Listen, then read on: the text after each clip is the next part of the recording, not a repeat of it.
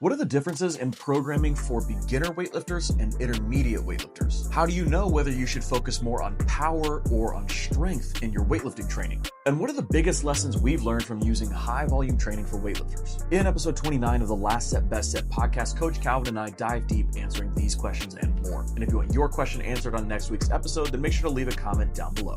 Welcome back to the Last Set Best Set podcast. I'm Coach Brian. I'm the owner of Big Ben Strength. I've been teaching Olympic lifting for 11 years now. And I am Coach Calvin. I'm current captain of Lindenwood University's Olympic weightlifting program, as well as a coach through Big Ben Strength. And today we're going to be answering some questions that you guys submitted to us, starting with question number 1. What are the differences in programming for beginners versus intermediate weightlifters? So to start off, we kind of want to make sure that we're distinguishing this correctly, that we're going to be talking mostly about training age and not about biological age. So not about how old somebody is, but about how experienced they are with general lifting, general movement, and in general weightlifting. So just to like kind of bring up some of the nuance in there too, you are going to approach an athlete differently if they are a very young biological age as a beginner versus, say, a master's athlete, 40 years old, starting as a beginner. There's going to be some big differences there in what training looks like, but we're going to speak in a lot more general sense about these here. So why don't you start us off, Brian? Yeah, so I figured let's break this down into categorizing how we're going to program Olympic lifts differently for beginners and intermediates, how we're going to program strength lifts differently, and how we're going to program accessory lifts differently. So we can kind of cover a lot of the bases here. So starting with Olympic lifts. Beginners, we are going to have slightly higher frequency of doing the lifts. The whole goal at this point is to accumulate reps, accumulate practice with the movement, and improve our technique. So as you said here, we need to be living in the volume phase. What do you mean by that? Yeah, so when like more advanced or even intermediate athletes train, they usually have phases of their training. You might have a volume phase, a strength phase, and then a peaking phase going into a competition. Beginners, you're going to want to live in that volume phase, which looks like higher reps in the Olympic lifts. It might even be 3, 4, or 5 reps in cleans and snatches and jerks. A lot of times I like to separate the clean and jerk for people like this, although I think it is important to do the full competition movement as a beginner to kind of feel what that's like, especially like beginners sometimes don't know how to adjust between the clean and a jerk. That's a skill in itself that maybe people don't think of. In general, you're going to want to keep a lot of reps going on, a lot of practice. Some ways you can implement this, you could do EMOMs. You can do sets of, like I said, 4 or 5. You could do a lot of sets, but the big focus here is not the weight on the bar. We're not really concerned with the weight that's on the bar or the intensity of the lifts. We're a lot more concerned with the quality of the movement and narrowing in the technique flaws that someone might have. So what I mean by that, most beginners that are just starting out with Olympic weightlifting, they do one set and something goes wrong, and then they do another set and a completely different thing goes wrong, and then their next set, something totally different than both of those goes wrong. There's not consistency in the technique errors that are happening. We want to find that during the beginning stage of weightlifting. We want to find consistency. We want to be doing the same 3 things wrong every time. As funny as that sounds, yeah, like as a beginner, we ideally we move towards doing the same thing wrong all the time instead of all kinds of different things wrong every time. Absolutely. So that's kind of my thoughts on Olympic lift programming for beginners. Yeah, and then the other thing is we'd take a look at too is the exercise selection that we're actually working with for the Olympic lift. So a lot of the time also with beginners, we're looking at simpler variations of the lift to help break this down. So think snatches and cleans from the hip or from the hang, or incorporating a tempo through the pull. So a slow pull snatch or a slow pull clean, or having some pauses at multiple points so that we can start to break down those movements into kind of easier to understand chunks, but then also fine tune and perfect some of those tricky areas like navigating the knee and the pull. So that's kind of what I'm looking at there with beginners. And then go ahead. Yeah, those progressions are huge. Starting at the hip, and sort of working your way down over time over a period of weeks is very important because there's so much that can go wrong just at the hip that we Hmm. don't want to also have stuff going wrong at the knee and off the floor. And you actually have a very well thought out way of doing this in the beginner program that we have. Yeah, So yeah. Yeah, so for anybody who hasn't like checked that out yet, one, it's a free beginner program, so you can find it linked in the description below. Go check it out. But we break the progression up into we're going to start with lifts from the hip, then we're going to start with actually lifts from the floor, or we're pulling from the floor with pause at the knee and at the hip. And then from there we progress into a slow pull, and then from there we progress into a full speed lift. And it took me a long time to kind of find this progression, but this is the one that I have found to be the most fluid for the most athletes, whether they have a coach in front of them or not. So if you don't have access to a coach, this progression really helpful for you. And even I'm finding myself like teaching this in seminars, teaching this with our high school girls when we're learning the lifts at the beginning of the year. It so quickly comes from because it transitions from being a progression that we're using to learn the lifts to just being simply a great warm up for the movement before we get into it. So this is actually just something I do in my lifts every day before we get any weight on the bar. So that's kind of how we do that. Hey guys, quick interruption because I'm excited to announce the dates for our 3rd annual summer training camp. This summer, Coach Calvin and I want to invite you to come train with us in Tallahassee, Florida from July 23rd through the 27th. We'll have double-day workouts, a visit to the FSU Sports Performance Lab, an ice bath, breathing, and sauna workshop, and of course, 2 exciting max-out sessions on Saturday. You'll have the option to come in for the full 5-day experience, just visit for the weekend, or if you can only make one day work, you can pick a day pass for any of the days. You can grab your spot and save $50 on registration when you use the discount code LASTSETPOD at checkout. All right, back to the show. absolutely, Yeah. yeah. I find myself even with those beginners, in the beginning maybe you're just doing the hip clean, right? Hmm. And then after a few weeks, maybe I'm doing the clean from the knee position, and but still warming up for that. We're gonna do hip cleans, making sure Yeah. everything's fine there is like a checkpoint, Hmm. and then we move on. But just Yeah. over time, it takes less and less warm ups at that position to hit what we're looking for. Absolutely. Yeah, that's 100% it. So then when we start progressing into the intermediate level for weightlifting, there is a few things that change here. What are some of the things that you think of most? Yeah, I just think of heavier weight. That's like the biggest thing, and Yeah, less me rest. too. So the what this looks like though, you're still going to have intermediate athletes are still going to go through volume phases, but it's not going to be kind of like all the time. For Hmm. beginners, it's kind of like you're just living in that volume. For an intermediate athlete, you go through a month to maybe 10, 12 weeks of volume, and then you work on your strength for a long period of time, and then maybe you even peak for a competition. So intermediate athletes are where competing comes into play, which is a huge part of programming for the Olympic lifts. So yeah, we're going to see maybe some less frequent Olympic lifting because of this higher intensity too. If you're snatching heavy, you probably can't do it 5 days a week, 4 days a week. We probably have to pull that down to maybe 2 or 3 days of snatching a week. And the same goes for the clean and for the jerk. So it's kind of just pulling down the frequency while the intensity kind of comes up a little bit. And you might go through periods where you're not doing as much volume on those lifts. You're doing doubles and singles because this is a lot more specific to competition, which you might be training for. Or, I mean, the sport still is Olympic weightlifting. We're obviously training to hit heavy Olympic lifts in training, even if we're not competing. Yeah, 100%. And so I think probably the most key takeaway from that is we're increasing the weights, we're pulling back the frequency of the movements a little bit because at this point our technique should be a little bit more consistent now. We don't need quite as much reps to get better at it. But probably the most important thing is that at this point we're introducing phases into our training, right? As a beginner, it's mostly just get reps in.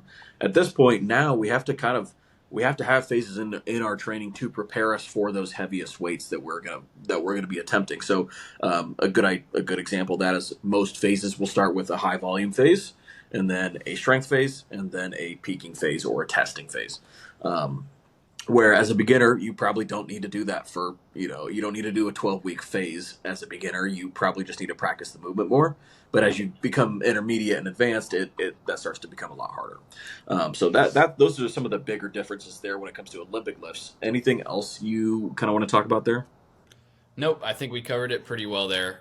We might introduce kind of some tempo work as well with the intermediate athletes, some more specific things there. While I think typically with beginners, we're just doing full variations Hmm.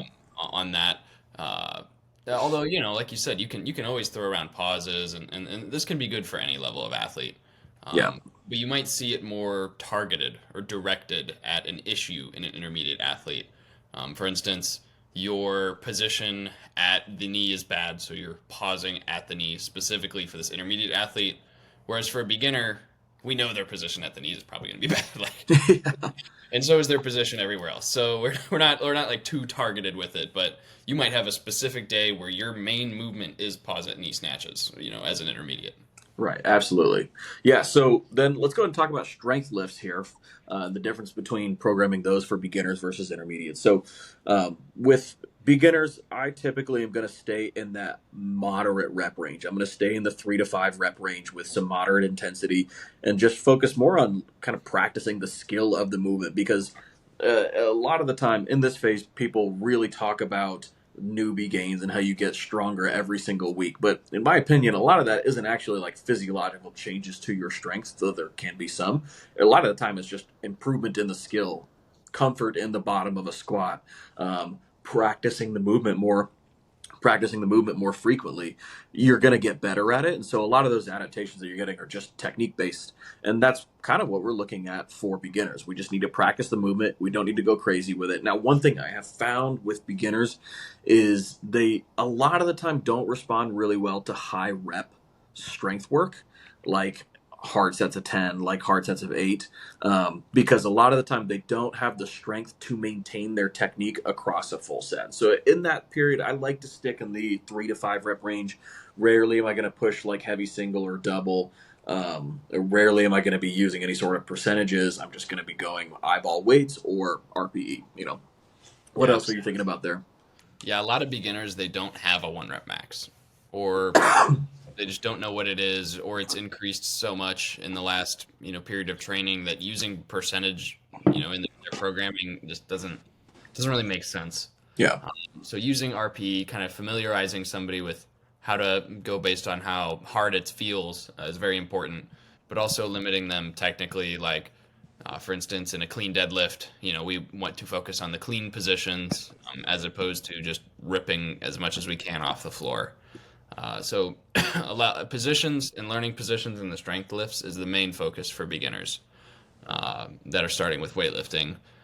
So there's skills like bracing, just what the position is, how to round the knee in the clean deadlift or a snatch deadlift, especially in squats. Working on your depth, maybe knowing how to hit the bounce, how to use your upper back and not just let it fold over. Kind of a lot of people have the hips rise earlier than the shoulders in the bottom of the. Hmm. Yeah, absolutely. There's a lot of very kind of basic, things that as kind of seasoned or more, more advanced weightlifters, you never think about, but they're very important to drill in that beginning stage, so you don't have to think about them in the future. Absolutely, yeah. So then when we get into that intermediate level, again, the big difference here is really going to be an introduction of phases into our training. So we can start doing higher volume training blocks that progress into a strength block, that progress into a peaking block. But also, we can implement some more variations of the movement, where as a beginner, lots of variations may end up being more confusing than they are helpful because it makes it sometimes harder to figure out how to learn the movement. You just need to kind of practice it over and over again. But as you become more intermediate, you know how to do a squat, you know how to do a front squat.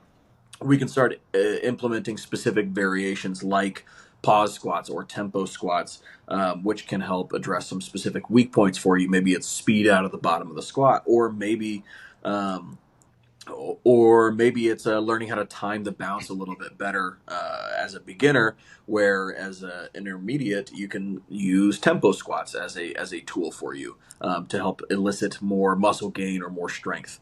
What are some things that you think about here with intermediates for strength lifts?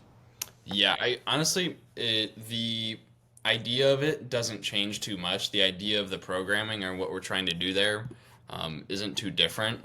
We're seeing the same amount of frequency most likely. We're Hmm. seeing similar volumes, probably higher intensity just due to getting better. But relative intensity, it probably isn't that much different. So there's still, we're still going to be doing RPE 7 squats, RPE 8 squats, RPE in a beginner and an intermediate. So Hmm. we're not like hugely different in this aspect, I'd say. The main difference comes down to skill in the beginner and not knowing how to do specific aspects of technique in the strength lifts. So intermediates, you kind of just get to push more and progress more because you don't have to work on that skill. Absolutely. Yeah. All right, sweet. And then let's go ahead and cap this off with some accessory work and how that is different from beginners to intermediate. So, um, with beginners, we're going to go way more general physical preparedness and just understanding basic human movements. So, we're making sure that we're doing lunges, hinges, carries, pressing, pulling, jumping, like just general body awareness movements, and starting to kind of again, all of this really is talking about like getting more skill with each of the movements that we're doing. So we're trying to introduce some more of those, making sure that if you are hinging, do you know how to like keep your back in position, hold position there for an RDL? Or as a beginner, a lot of the time you'll see people grab a dumbbell and do RDLs, and they fully can't tell whether they're using their glutes and hamstrings or their back. They're just no awareness, right? So we're using those movements to teach general awareness of their body and how it works together. Um, and it's way less focused on specific carryover or even specific muscle mass that we're trying to build for the Olympic lifts. And then as we become intermediate, that changes a little bit. We start to have more specific weaknesses pop up. We start to see that, like, maybe if you're having a whole hard time like using your legs off the floor, you might need to introduce more squat or more quad accessory exercises. Or maybe if you have a hard time with holding your upper back position in the bottom of a front squat, you might need to do more front rack carries, that kind of stuff. How do you guys kind of implement this into your training? Yeah, so if I think about training a beginner, it really, to me, it depends. When it comes to accessory work, it depends where they're coming from Yeah. is a huge aspect. If this person's coming from another sport, from like a team sport or a field sport, or even better, something like CrossFit or throwing, where they're already kind of, you know, well trained, um, that might look a lot different with the accessory work compared to Hmm. a beginner that maybe is a beginner to the gym in general. Yeah. So this kind of could be wildly different because you might, for someone who's never really worked out that much before at all, um, you might have to take a real more simplistic approach with that beginner. Whereas a track and field athletes that's switching to weightlifting, well, they probably don't need to be doing a ton of plyometrics or sprinting or that kind of thing Right. because they've been doing general prep for the last however many years they've been doing that other sport. Um, so you want to keep it in. You don't want to deprive them and let them lose all that skill they brought up in that other sport, or not skill, but general physical preparedness. Because it's a strength for them. Like that's a Yeah. huge benefit for them right now. That's probably why they're better than most other people their age. Just because it's a strength doesn't mean we cut it off completely and focus on all the other stuff. Yeah. So you want to take a well-rounded approach, but yeah, definitely general physical preparedness, all those basic movement patterns, and types of movement patterns, like doing jumps, like doing plyometrics, like doing maybe crawls or carries. These very sort of what seem like simple movements from the outside, but have a very large training effect, are super important for the beginner. Just for the intermediate, the only difference is that they're doing that for a shorter period of time throughout the year. Hmm. The beginner, in the beginner phase might only last someone 3 to 4 months, and then they Hmm. might be moving into the intermediate phase. It would be different for everybody, of course. Some people might be sort of a beginner for 6 months, 8 months, whereas others they might effectively be a beginner for a month or two if they came from CrossFit. Yeah. And they already have a lot of these skills developed. It's not a specific guideline or a very, it's not, there's a very gray fuzzy line. Yeah, I think what you're saying here is every person's a little different. Yeah, Yeah. that's the big picture takeaway. Everybody's different, and there's no set guidelines as to what beginner is and what intermediate is. It's going to kind of morph and change slowly over time. So that's kind of just a big takeaway for this whole question. We don't want to just be like, okay, now I'm an intermediate, or I'm no longer a beginner, so I need to change up everything. Yeah. So yeah, it will just kind of slowly morph its way into that.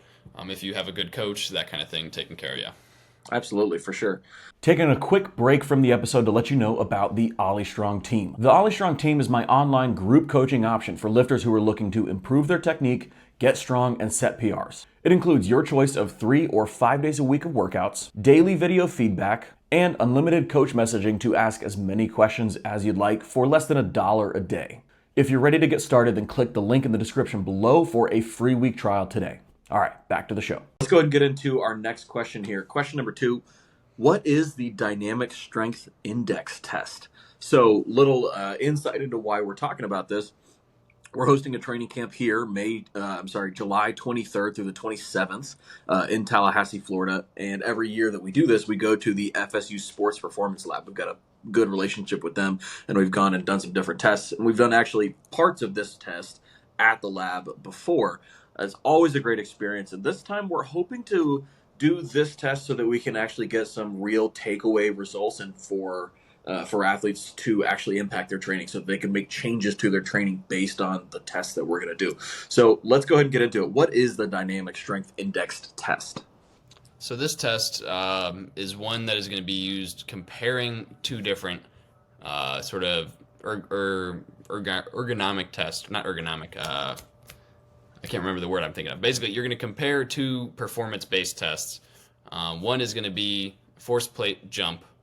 This is done with the hands on the hips to minimize the kind of variability that could come between people or even just in one person if they can swing their arms better. So hands are on the hips. It's just the lower body doing this work.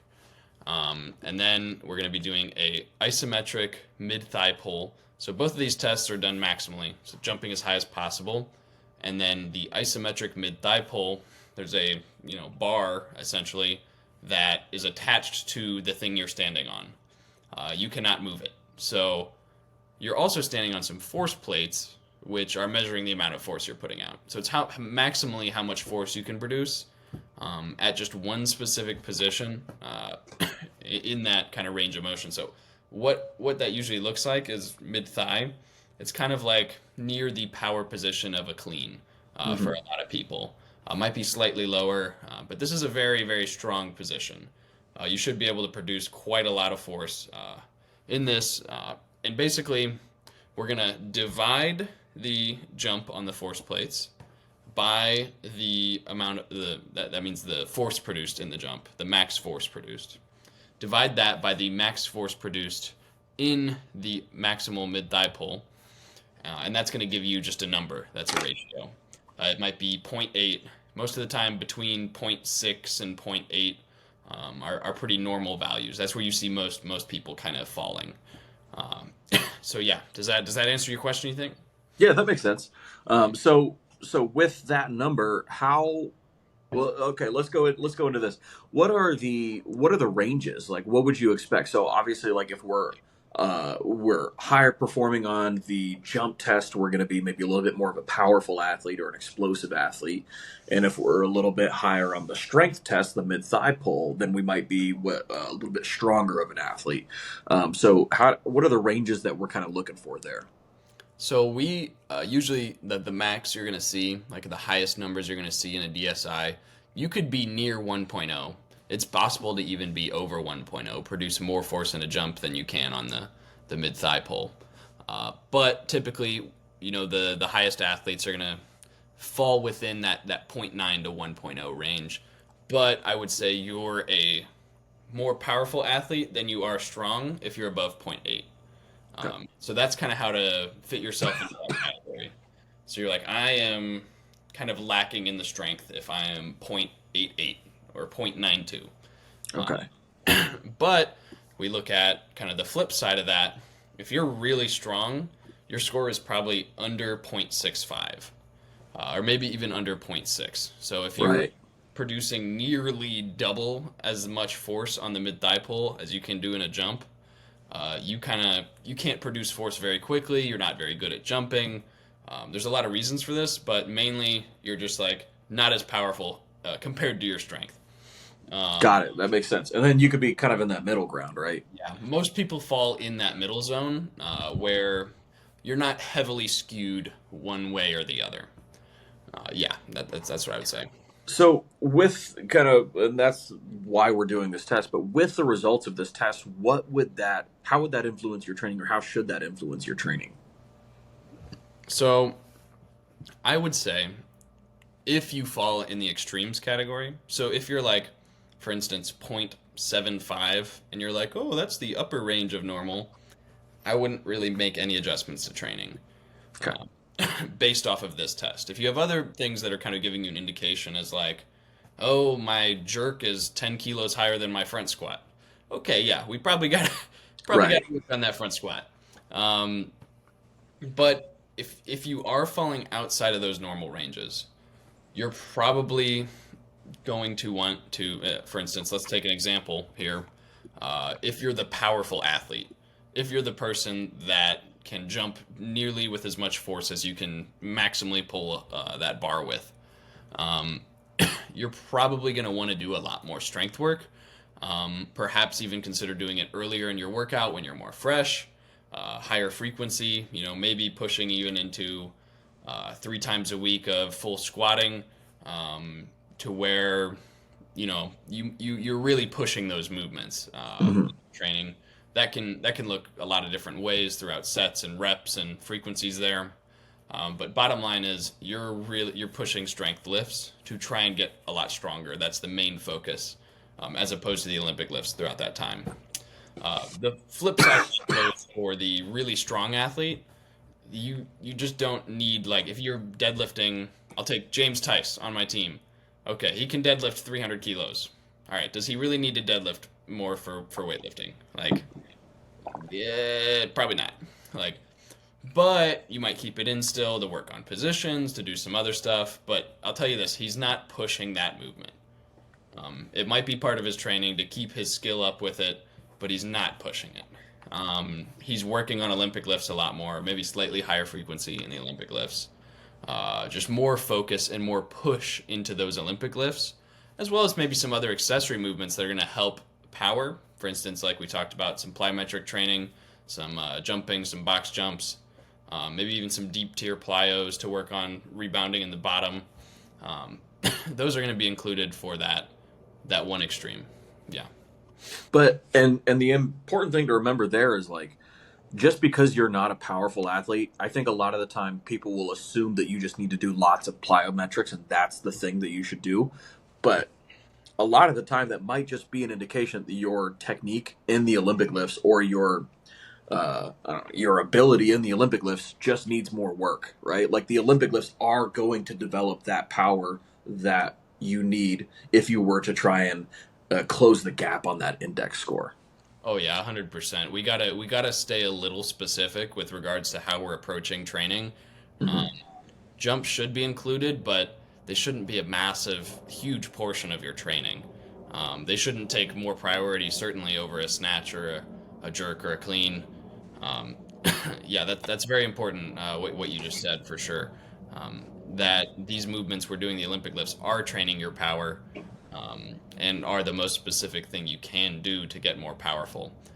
But another thing that's interesting, that with some of the preliminary research we've done here at Lindenwood on this topic, is that we see a correlation between lower DSI scores, so the strong but not as powerful athletes, and higher performance in weightlifting, so better Sinclair scores.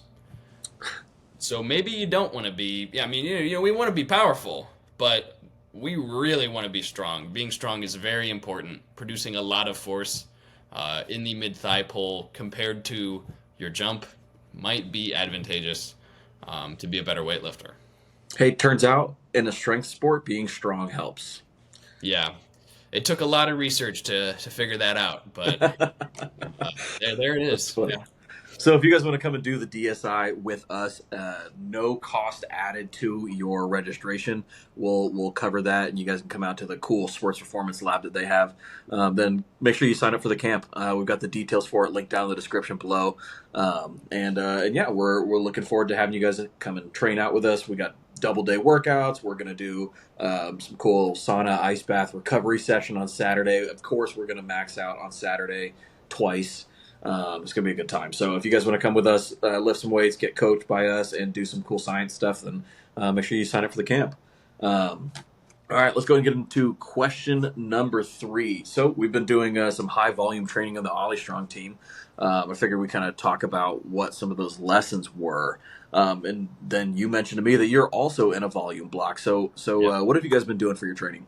Hey guys, quick interruption to the video to tell you about my 12-week weightlifting program. This program is something I put a lot of time and effort into, so be sure to go check it out. The program takes you through a few weeks of volume, strength phase, and then finally ends off with a peaking phase, ending out the program. It comes with a demo video showing you how the program works, how to use it, as well as exercise videos for all the complexes that are used throughout the program. Be sure to go check it out down below, and let's get back into the video.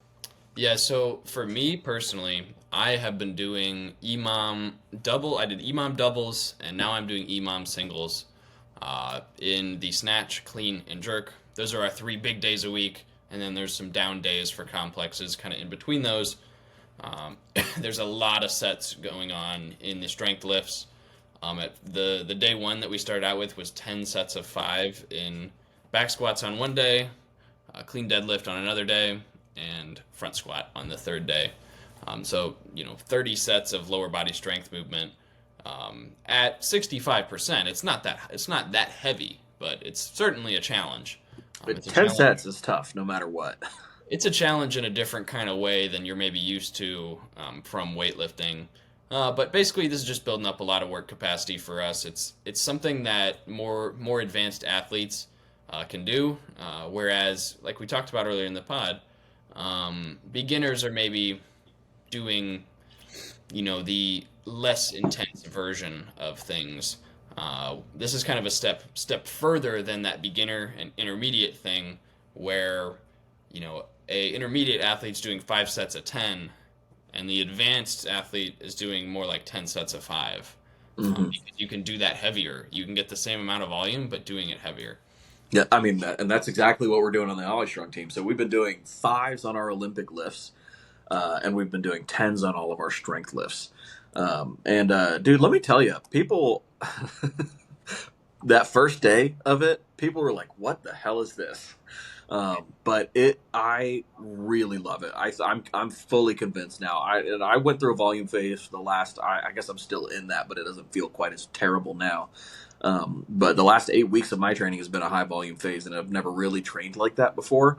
This is a game changer, guys. This is really incredible. And so some of the big takeaways that a lot of people have been saying is, like, one, for the Olympic list, we had 5x5 on snatch the other day. Had to go full Mark Ripito, gallon of milk, 5x5 snatch approach, and people were saying that the big thing was that there's just so many reps that if you make a mistake, you have another one to correct it on. You have another one immediately after, and there's just so much volume to make technique changes. And then along with that, for a lot of the specifically like speed related changes, like speed under the bar, those got better throughout the sets for people because they started getting fatigued and weren't able to create as much power to get height on the bar, and so they had to be faster and faster under. So I'm a really big fan of it for sure. And then the second part is that I thought I was going to see more technique breakdown than I did. That was my only worry with this, is I thought I was going to see a lot more of that than I did. And realistically, like, people were able to hold their technique really well across the set, and for a lot of them, they got better and better throughout the set. So I was honestly impressed by that, and I was kind of surprised by that for sure. Yeah, let's see. What else did we have? The one big thing that I want people to take away from that, in a volume phase, your back is going to be sore.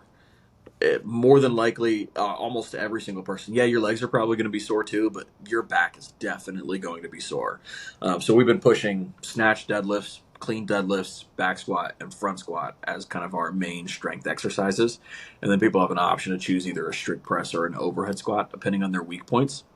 And 5 by 10 of that is tough, especially if you haven't really done a whole lot of volume with like pulling. Where we're doing most of the time throughout the year, we're going to do pulls 3 by 3, 4 by 3, 5 by 2, maybe. Nowhere close to the same amount of volume that we're doing with a 5 by 10 or a 4 by 10. And so be very used to your back being sore. And that was the same thing that I experienced. My back was sore for the first like 6 weeks of it. And then I haven't had an issue with my back since then. My back feels so much stronger because of all this volume. So just know that the soreness that you're feeling right now is to set you up so that you're not sore later, so you're not beat up later, and so you're actually stronger later. So yeah, that was a whole bunch of stuff there. A big takeaway for me on this is, I came straight from a peaking phase where the intensity is super high, the reps are super low, sets are low, and it's all about the heaviest weight you can put on the barbell. And I came from that into the volume phase. Expect to see a decrease kind of in your performance. Oh yeah. Don't think that, just in the midst of this volume program, you're going to be setting any PRs in the Olympic lifts. If you're any distance into training, if you're more than that beginner kind of in a slight early intermediate phase, it's probably going to be very hard to set PRs as far as 1 rep maxes in this. So it's very important to chase rep PRs or chase PR for a set of 4, or even better is technique PRs. I've never done this weight without jumping forward. Like that's like the best looking rep I've done at 90 kilos ever. Like these 100%. To chase. And it will lead to gains later on. You just have to trust that it will. But that's been something I've noticed on the volume stuff, is that really just putting all of my emphasis on better technique and movement quality, and making sure that I'm not just going as heavy as possible for whatever I do for that day, has really led to the weight just going up on the bar kind of on its own, and it doesn't even feel like it's getting all that harder, but the weights are 40 pounds heavier, So that's been huge, and maybe a little testimonial for your coaching there, but yeah, for sure. So do you have anything else that you want to cover on high volume coaching or high volume programming? Yeah, I think just keep your mind on what the point of it is. It's to increase your work capacity, so that you can handle more heavy training in the future. That's the main point of volume training. That's really it. Suffer now, PR later. Like that's how it's going to go. All right, let's go ahead and get into the shout outs portion of this podcast. So we're going to be shouting out a couple lifters that are killing it in training. Maybe they're putting up big lifts in competition. Maybe they're making huge improvements in their technique, or maybe they're doing something really impressive, or maybe they're just an underrated lifter that needs a little bit more attention.